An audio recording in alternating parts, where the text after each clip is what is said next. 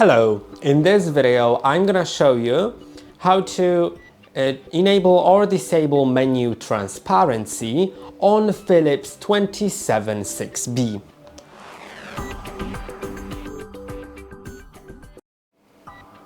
If you want to make this menu transparent, then first go to the menu by clicking on OK button. Now use the down arrow to go down a few times until you find OSD setting. Then click on OK to go within that menu. Go to transparency, click on OK, and you can set it to off, 1, 2, 3 or 4. You can see how it changes to transparent. I leave it on off, but remember that once you change it, you also need to click on OK to approve it.